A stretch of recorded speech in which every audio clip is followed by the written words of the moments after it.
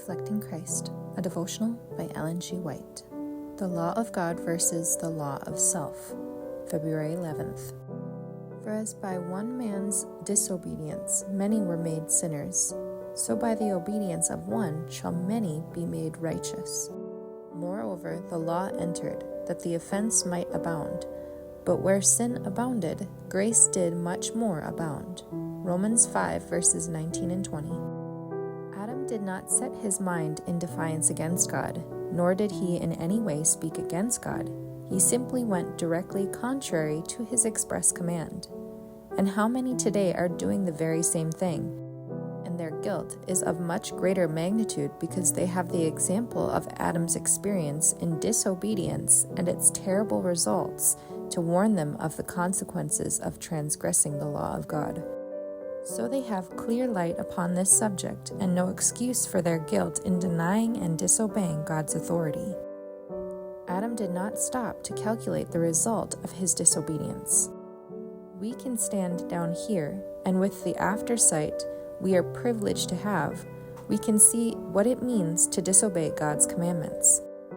Adam yielded to temptation, and as we have the matter of sin and its consequences laid so distinctly before us, we can read from cause to effect and see the greatness of the act is not that which constitutes sin, but the disobedience of God's expressed will, which is a virtual denial of God, refusing the laws of his government.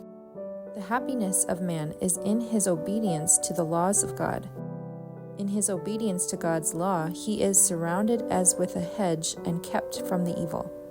No man can be happy and depart from God's specified requirements and set up a standard of his own which he decides he can safely follow. Then there would be a variety of standards to suit the different minds, and the government taken out of the Lord's hands, and human beings grasp the reins of government.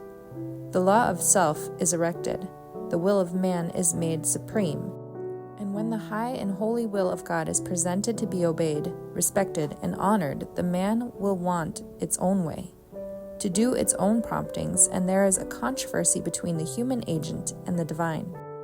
The fall of our first parents broke the golden chain of implicit obedience of the human will to the divine. Obedience has no longer been deemed an absolute necessity. The human agents follow their own imaginations, which the Lord said of the inhabitants of the old world, were evil, and that continually.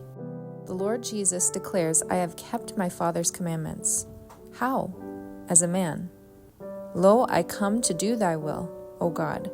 To the accusations of the Jews he stood forth in his pure, virtuous, holy character and challenged them. Which of you convinceth me of sin? Manuscript 1, 1892.